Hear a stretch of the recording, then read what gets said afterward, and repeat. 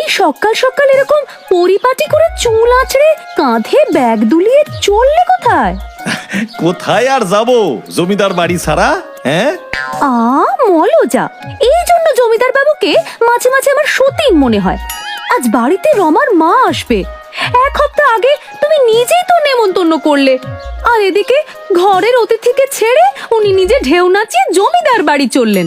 আরে আজ জমিদার বাড়িতে যে হই হই সই সই রব। কেন, আজ কি কোনো বিশেষ দিন নাকি? বিশেষ বলে বিশেষ বউ, আজ জমিদার বাড়িতে চারিদিকে গিজ গিজ করছে প্রহরী, চারিদিকে পাহারা বসেছে। একটা মাসিও প্রহরীদের নাকের নিচ দিয়ে গলতে পারবে না। কেন গো, হঠাৎ করে এত কড়াকড়ি কেন? মহারাজের এক পরম আত্মীয় আজ জমিদার বাড়িতে আসছেন, আজকের রাতটা থাকবেন। মহারাজ বারবার জমিদার বাবুরে হুঁশিয়ারি দিয়েছেন, অতিথি সৎকারে যেন কোনো ত্রুটি না থাকে।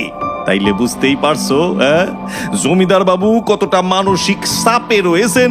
তাই তো অতিথি সৎকারের দায়িত্ব পুরোটাই পড়ছে আমার কাঁধে।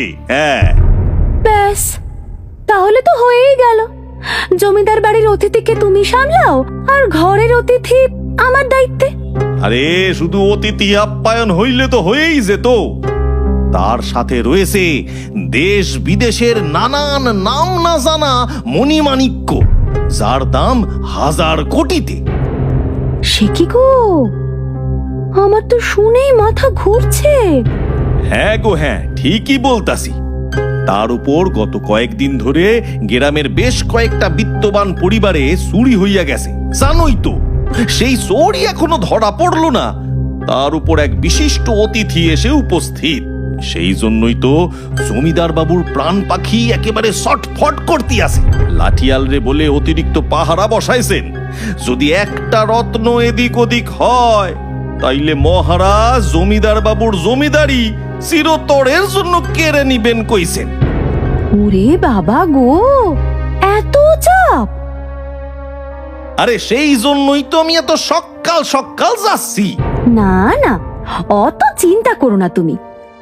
জমিদার বাবুর অতিথি তো রয়েছেন জমিদার বাবুর অন্দরমহলে, সেখানে বাইরের লোকের তো আর আনাগোনা নেই, শুধু জমিদার বাড়ির বিশ্বস্ত লোকজন ছাড়া।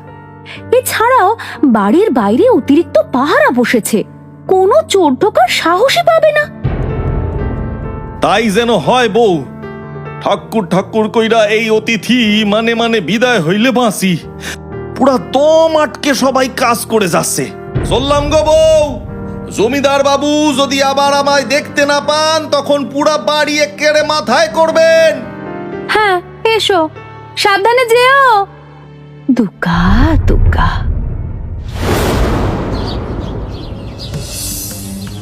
লাঠিয়াল, এই চারিদিকে পাহারা ঠিক মতো রয়েছে তো? উনি আপনি কিচ্ছু চিন্তা করবেন না হুজুর, একটা মশা মাছিও ঢুকতে পারবে না, এরকম জব্বর পাহারা বসিয়েছি। বাহ বাবা বাবা বাবা বাবা, বেশ বেশ, এবার মনে হচ্ছে একটু শান্তিতে ঘুমোতে পারবো। আজকের রাতটা মানে মানে কেটে গেলেই বাঁচি। লাঠিয়ালের যখন নিজের প্রহরীদের উপর এত ভরসা, তাহলে আপনি কেন চিন্তা করছেন হুজুর? ও নিশ্চয়ই সবটা দেখে রাখবে। হ্যাঁ নায়েব, হ্যাঁ তুমি ঠিকই বলেছো, এবার একটু নিশ্চিন্ত লাগছে। হুজুর, আমি কই কি, আপনি এবার একটু বিশ্রাম নেন, নিজের কক্ষে যান যান। হ্যাঁ তাই করি, মাথাটাও ভীষণ ধরেছে।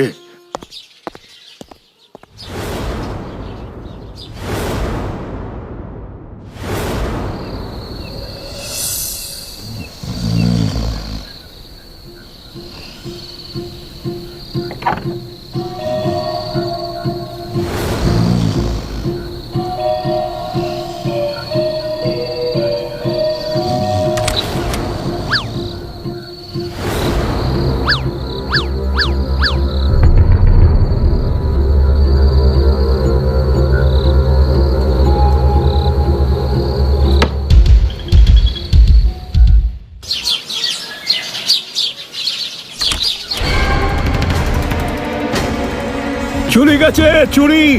জমিদার বিভূতি নারায়ণের জমিদারিতে চুরি!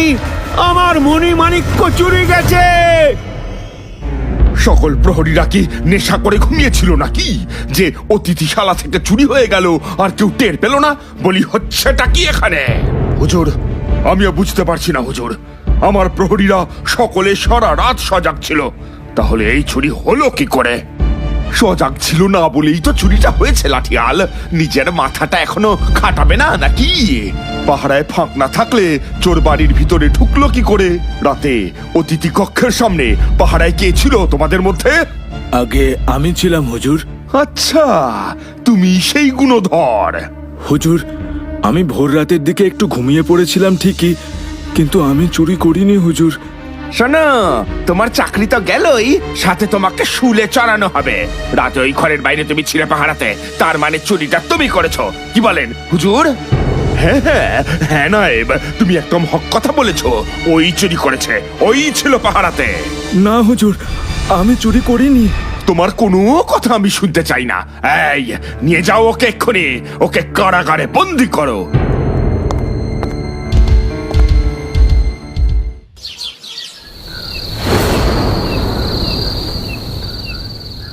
যা ভয় ছিল তাই হলো। এবার কি হবে গো? জানি না বউ, মহারাজ আদেশ দিয়েছেন চোরকে ধরে উপযুক্ত শাস্তি না দিলে তিনি নাকি তাণ্ডব শুরু করবেন। চোর তো হাতে নাতে ধরা পড়েই গেছে। না গো বউ, একটা অঙ্ক কিছুতেই মেলাতে পারতাছি না। কি অঙ্ক গো? চুরির রাতে অতিথিশালার বাইরে পাহারায় ছিল আমাদের রামু। রামুরে তো আমি ছোট থেকেই দেখতাছি। বাপ মামারা ছেলেটা নিতান্তই ভদ্র, সভ্য, নম্র, সাতসরে রাগ কাড়ে না। ওই রকম একটা ছেলের পক্ষে কি এত দুঃসাহসিক চুরি করা সম্ভব? কিন্তু ঘরের সামনে পাহারাতে তো রামুই ছিল, তার মানে চুরি ওই করেছে। কারণ এত পাহারা ভেদ করে কি বাইরের লোক ঢুকে চুরি করতে পারবে নাকি? তা তো পারবে না বউ, আর ঠিক এই কারণেই আমার মনটা না খসখস করতে আসে। চোর জমিদার বাড়ির ভেতরের কেউ, কিন্তু সেটা রামু নয়, এইটা আমার দৃঢ় বিশ্বাস। 10 জন অপরাধীর সাজা মুকুব হয়ে যাক তাও সই, কিন্তু একজন নিরাপরাধীও যেন সাজা না পায়। কিন্তু রামু যে নিরাপরাধ, তুমি সেটা প্রমাণ করবে কি করে? জানি না বউ কি কইরে করব, কিন্তু প্রমাণ তো আমায় করতেই হইবে। কিন্তু ওগো, রামুই তো ওদের পরিবারের একমাত্র রোজগারের মানুষ। ওই যদি কারাগারে বন্দি থাকে, তাহলে ওর বউ, বাচ্চা আর ভাইয়ের চলবে কি করে? আমি ঠিক কিছু না কিছু একটা ব্যবস্থা করব।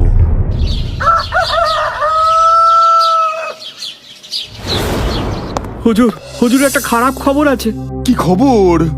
আমাদের গ্রামে আরো 3-4টে বাড়িতে কাল রাতে চুরি হয়েছে। এ কি কথা বলছো?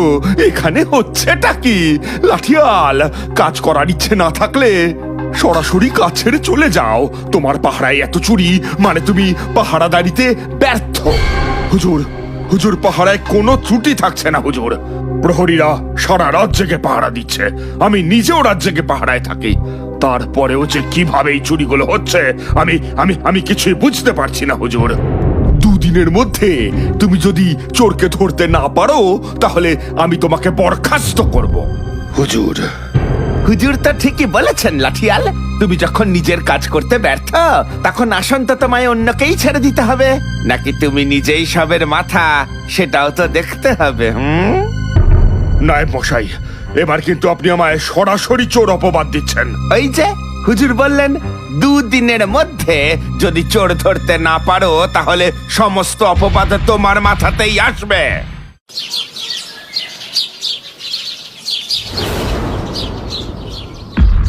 সব ঠিকঠাক আছে তো?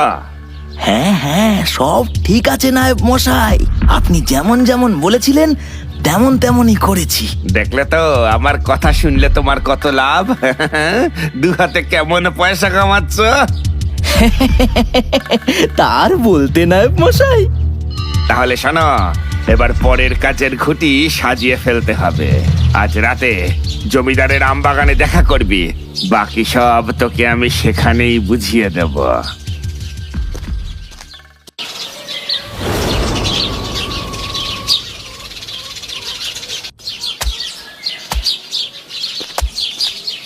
নাড়ু, ও নাড়ু, কেমন আছো ভাই? হ্যাঁ, ও ও গণেশ দাদা, তুমি এসো এসো বসো। ওই আছি একরকম। দাদাটা বিনা দোষে কারাগারে বন্দি, নুন ভাত খাওয়ার পয়সা নেই। কাল সকালে ভাবছি শহরে চলে যাব, যদি সেখানে গিয়ে কিছু রোজগারপাতি হয়। এই গাঁয়েতে কেউ আমায় কোনো কাজ দেবে বলে মনে হয় না। যার কাছেই কাজ চাইছি সে মুখের ওপরে না করে দিচ্ছে, আর দেবেই বা কি করে? চোরের ভাই বলে কথা। আরে না না ভাই, আমি তোমার জন্য একটা কাজের খবর আনছি। জমিদার বাড়ির পাহারার কাজেই তুমি যোগ দাও। কি বলছো গণেশ দাদা? হুজুর আমাকে কাজে রাখবেন? আরে ওই সব বিষয় তুমি আমার ওপর ছেড়ে দাও ভাই। হুজুরের সাথে আমি কথা বলে নিয়েছি, হুজুরের কোনো আপত্তি নাই। তুমি বরং কাল থেকেই কাজে যাও, বুঝলে? আর আর এই নাও, 1 মাসের অগ্রিম হুজুর পাঠিয়েছেন। কিন্তু দেখো, কথাটা যেন তোমার আর আমার মধ্যেই থাকে, 5 কান কইরো না, ঠিক আছে? আচ্ছা গণেশ দাদা, ভগবান তো কোনোদিন চোখে দেখিনি, কিন্তু আজ মনে হলো স্বয়ং ঈশ্বর যেন তোমাকে আমার কাছে পাঠিয়েছেন আমাদের এই দৈন্যদশা থেকে উদ্ধার করতে। তুমি খুব ভালো থেকো গণেশ দাদা, খুব ভালো থেকো। হুজুর, হুজুর, একটা আরজি নিয়ে এসেছি। হঠাৎ তোমার আবার কি আরজি গণেশ? হুজুর, রামুর ভাই নাড়ুরে আপনি একটা কাজের সুযোগ দেন। রামু মানে ওই হতচ্ছাড়া বেয়াদব চোরটা? না না হুজুর, আপনি এখনই ওরে চোর বলতে পারেন না। ও যে চুরি করেছে এখনো প্রমাণিত হয় নাই। রামুর পরিবার না খেতে পেয়ে মরে যাচ্ছে হুজুর, আপনি কি এইটুকু দয়া করবেন না? আচ্ছা আচ্ছা, বেশ বেশ, আমার আবার দয়ার শরীর, এত দুঃখ কষ্ট আমি সহ্য করতে পারি না। তুমি নাড়ুকে কাজে যোগ দিতে বলো। আমি জানতাম আপনি আমারে খালি হাতে ফেরাবেন না হুজুর। আপনাকে অনেক অনেক ধন্যবাদ।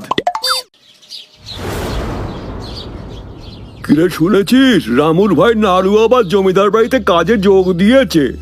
এ কি বলছো গো? রামু মানে ওই চোরটা যে ওই জমিদারের অতিথির দামি দামি মণিমাণিক্য চুরি করেছিল? আরে হ্যাঁ রে হ্যাঁ, ওই চোর রামুর কথাই বলছি ভাই। ওর ভাই তো আবার পাহারার কাজে যোগ দিয়েছে। সে কি?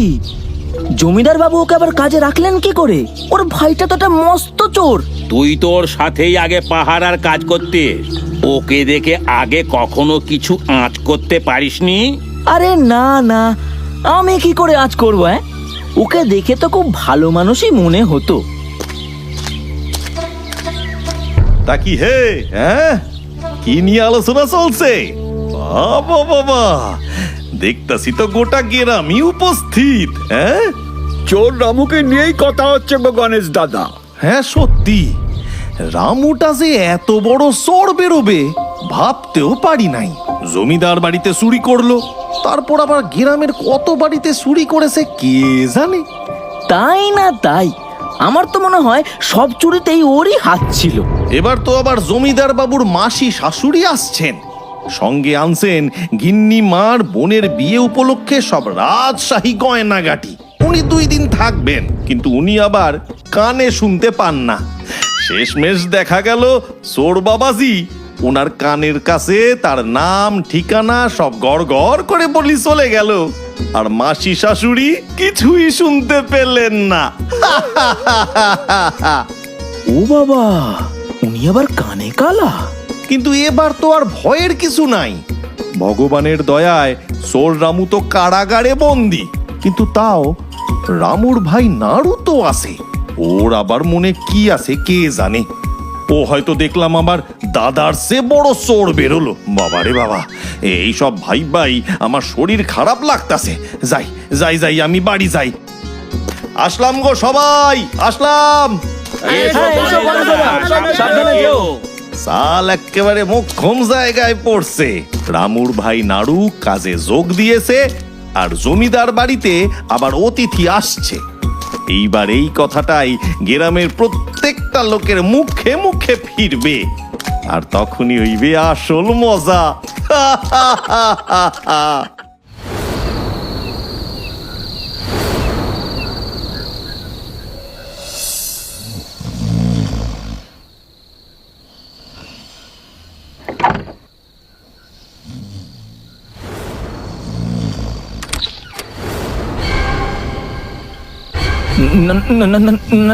নারু, তুই?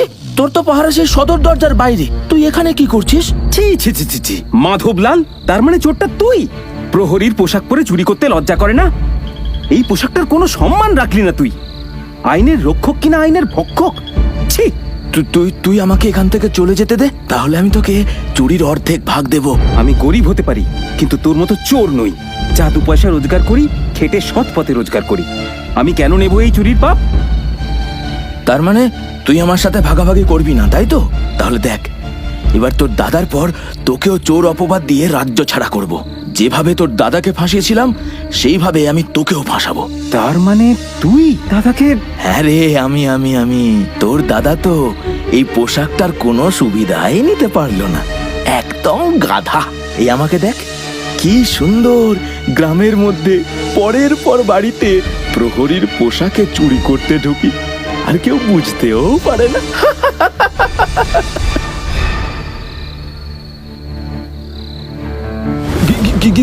গিন্নিমা, আপনি? হ্যাঁ, আমি ওরকম ভূত দেখার মতো চমকে যাওয়ার কিছু হয়নি। কিন্তু এখানে তো আপনার মাসির থাকার কথা, যিনি কানে কালা। না না, মাসি তো নেই, আছি আমি। আর আমি কিন্তু কানে একটুও কম শুনি না। তোমাদের সব কথা, এমনকি প্রতিটা অক্ষর আমি শুনেছি। আর শুনেছি বলেই তোমার মুখোশ ছাড়া রূপটা আমার কাছে খুব স্পষ্ট হয়ে গেল। ছি ছি ছি, তোমার এই পোশাকটার উপর ভরসা করে শত শত প্রজা নিশ্চিন্তে রাতে ঘুমোয়, আর তুমি কি না এই পোশাকটার গায়ে এইভাবে কালি মাখালে? ছি ছি ছি ছি, আমি আর কিছু বলবো না। যা বিচার করার জমিদার বাবুই করবেন। কি হেলাঠিয়াল, এই সর্ষের মধ্যেই ভূত দেখছি। যাদের উপর ভরসা করে আমার শত শত প্রজারা নিশ্চিন্তে থাকে, তারাই আজকাল প্রজাদের কষ্ট করে অর্জিত টাকা চুরি করছে। এই যে চোর, শুনে রাখো, তুমি যে কত কঠিন শাস্তি পাবে তুমি ভাবতেও পারছো না। শাস্তির ভাগীদার আমি একা কেন হুজুর? আমার শাস্তির ভাগীদার আরো একজন যে এই সভাতেই উপস্থিত রয়েছে, যার বুদ্ধিতেই আমি চুরি করতে গিয়েছিলাম। চুরির অর্ধেক সম্পত্তি আমি যার সাথে ভাগাভাগি করে নিয়েছি। শাস্তি পাওয়ার সময় সেও তো ভাগীদার হওয়ার কথা। কি? এই সভাতেই আছে সে? কে সে? নায়েব মশাই। হুজুর, নায়েব মশাইয়ের বুদ্ধিতেই আমি এই চুরিগুলো করেছিলাম, আর তাকে চুরির অর্ধেক সম্পত্তির ভাগও দিয়েছি। তাহলে সাজার বেলা আমি একা কেন পাবো? এই রে, সেরেছে। এ যে দেখি কেসও খুঁড়তে কেউ টেবে রয়েলো। নায়েব মশাই, আপনি? গিয়ে মানে মিথ্যা কথা হুজুর, সরাসরি মিথ্যা কথা। আমি এসব কিচ্ছু করিনি, ও আমায় মিথ্যে বলে ফাঁসাচ্ছে। নায়েব মশাই, এই সভায় এতজন সভাসদ ও অন্যান্য ব্যক্তিরা থাকা সত্ত্বেও কেন এই প্রহরী একমাত্র আপনার এই ফাঁসাতে যাবে বলেন তো? আর সোর যে বাইরে থেকে আসে নাই, সে তো আপনি আগেই নিজের দিন বললেন নায়েব মশাই। ছি ছি ছি ছি ছি ছি ছি ছি, নায়েব, শেষে কিনা তুমিও? তোমাদের দুজনেরই আমি বরাবর শাস্তির ব্যবস্থা করব।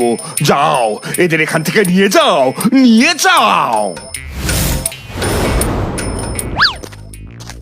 রামু, আমি নিতান্ত লজ্জিত। আমার ভুলের জন্য আমি ক্ষমা প্রার্থী। সেদিন কোনরূপ বিচার না করেই তোমায় দুম করে শাস্তি দিয়ে আমি ভুল করেছি। রামু, তোমাকে আমি সসম্মানে মুক্ত করছি। কাল থেকে তুমিও তোমার ভাই নাড়ু দুজনেই আমার বাড়িতে কাজে যোগ দেবে। হ্যাঁ, আপনাকে অনেক ধন্যবাদ হুজুর। আর এই যে বাবা গণেশ, প্রত্যেকবারের মতো এবারেও আমার চোখ খুলে দিয়ে তুমি আমার মন জিতে নিয়েছো বাবা। আজ আমার যা বিচক্ষণতা দেখানো উচিত ছিল তার থেকে অনেক বেশি বিচক্ষণতার পরিচয় তুমি দিয়েছো। সত্যি গণেশ, তুমি ধন্য। তোমার থেকে শেখার আমার শেষ নেই। কি যে বলেন হুজুর, আমি তো নিমিত্ত মাত্র।